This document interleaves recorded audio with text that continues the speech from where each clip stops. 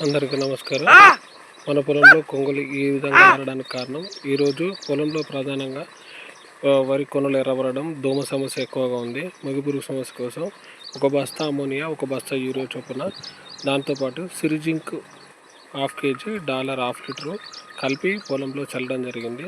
చల్లిన కొద్దిసేపటికే పొలంలో ఉన్న ముగిపురుగు కానివ్వండి, దోమ కానివ్వండి, అంతా చచ్చి మీద తెల్ల మీరు చూస్తూ ఉంటారు.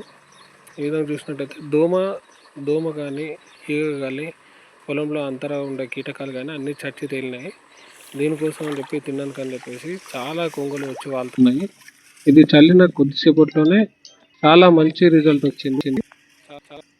మార్కెట్లో మనకు $1 లీటర్ వచ్చేసి $700 చొప్పున దొరుకుతుంది. సీజింగ్ వచ్చేసి 400 సుమారుగా ఉంటుంది. ఇది చల్లడం వల్ల పురుగు సమస్య ఏదైతే ఉందో చాలా వరకు చనిపోయి పైకి తిరగడం జరిగింది.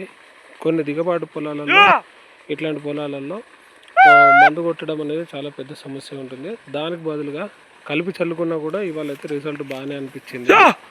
మీరు చూసినట్టయితే కొంగలు ఏ విధంగా పురుగు తినడానికి వస్తున్నాయో మనం చూడొచ్చు. చాలా బాగా అనిపిస్తుంది. ముందుగా ఈ వ్యాధి నివారణ జరుగుతుందో లేదో మనం నెక్స్ట్ వీడియోలో మళ్ళీ మీకు పోస్ట్ చేస్తాను.